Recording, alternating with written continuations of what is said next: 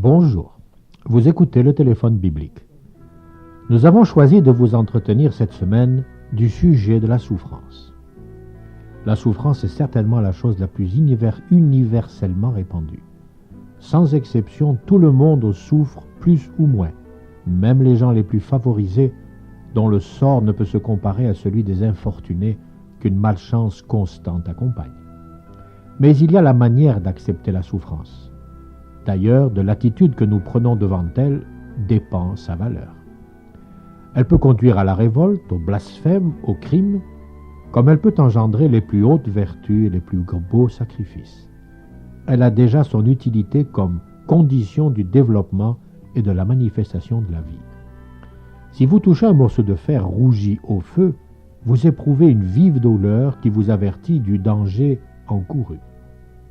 Naturellement, on peut ne pas tenir compte de ces avertissements si l'on est disposé à subir les conséquences de notre imprudence. Essayez de fixer le soleil. Vous ressentirez une douleur aiguë. Persistez dans votre folie, la douleur disparaîtra peu à peu, mais vous deviendrez aveugle pour la vie. La douleur physique est donc un signal d'alarme qui a sa raison d'être et dont il faut tenir compte. Il en est de même pour la souffrance morale.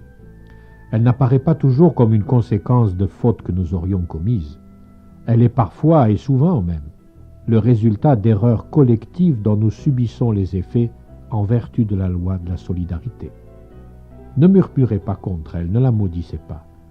Cherchez à comprendre les leçons qui y sont renfermées. Sauvagnard a dit « Souffrir, c'est apprendre ». Vivez-vous présentement une période de souffrance physique ou morale? Les Écritures nous disent « Toutes choses concourent au bien de ceux qui aiment Dieu ». Ne désespérez pas de votre situation et rappelez-nous chaque jour, alors que nous nous pencherons sur cette question et tenterons de répondre à vos interrogations. Vous pouvez retrouver la joie et la paix à travers l'étude des Écritures. Merci d'avoir appelé.